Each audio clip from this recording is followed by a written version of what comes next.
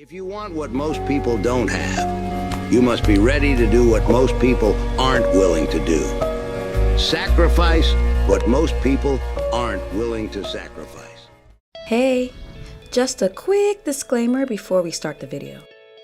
I want to remind you that when I post videos on natural ingredients or on natural hair care techniques, it doesn't mean you have to drop what you're doing and change up your regimen.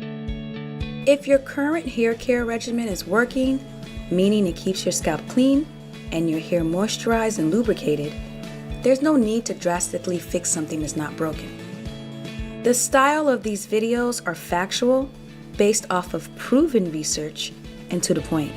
So treat them as a reference for when you're looking to try something new, or just to stock up on knowledge. I don't want you to feel like you have to change things up. Because in reality, everything edible that grows out the ground is a potentially great hair product. So please don't let all this information make you feel overwhelmed. Okay, back to the video. In this video, let's take a closer look at Brahmi. If Shikakai is considered a shampoo and Amla a conditioner, I would categorize Brahmi as a scalp treatment. Don't get me wrong, all these natural herbs are multifunctional. They all provide different benefits to your scalp and hair, as well as conditioning, strengthening, and cleansing benefits, and are packed with a ridiculous amount of nutrients and minerals. But they also have different active ingredients and chemical personalities, and if some overlap, they often have different amounts. For example, both Shikakai and Brahmi have a chemical called saponin, which you know from the Shikakai video is a cleansing agent. But Shikakai has a lot more saponin than Brahmi, hence why I categorize Shikakai as a shampoo and not Brahmi.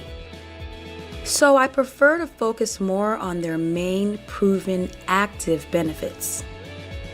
Like most plants, Brahmi has different names based on what part of the world you're in. I found about 60 different names from around the world. It grows wild in almost every tropical location on Earth. Its scientific name is Centella asiatica. FYI, there's another plant called Bacopa that has almost identical properties as Brahmi. In fact, it's often called Brahmi, but it's not. They're two different plants. Brahmi is a low to the ground, creepy, vine-like perennial with long tangled stems and smooth fan-shaped leaves.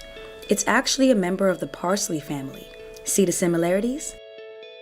It grows wild in hot, humid, tropical climates around the world and loves water.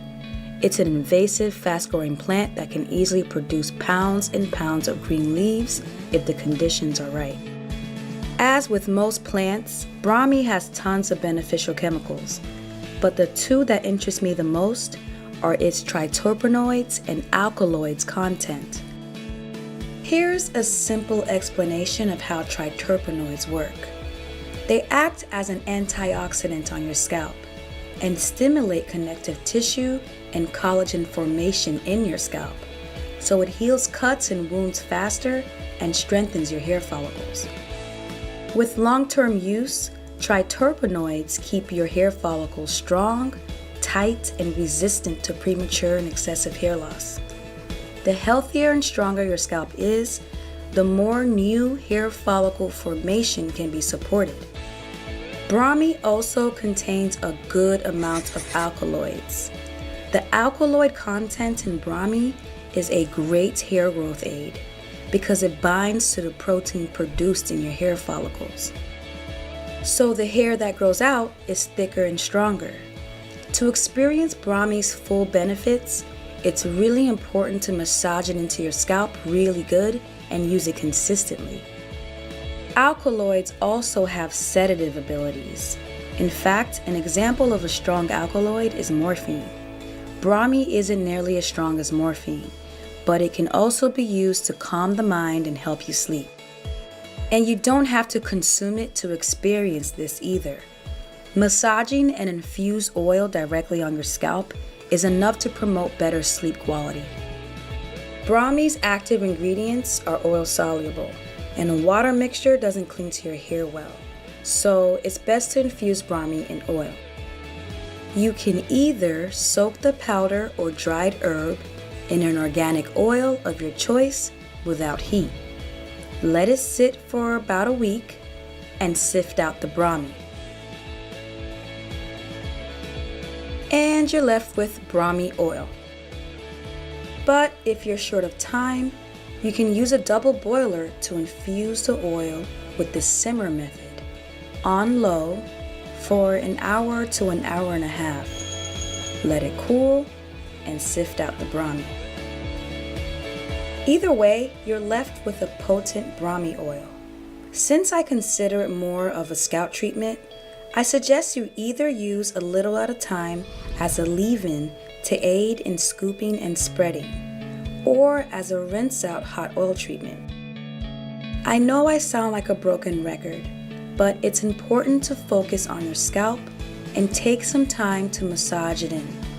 If you're in the mood, this is a good time to also invert your head. You can also coat your hair strands with it as well, but I chose to use it on my scalp as a scalp treatment and do a real protein treatment on my hair strands because I was due for one.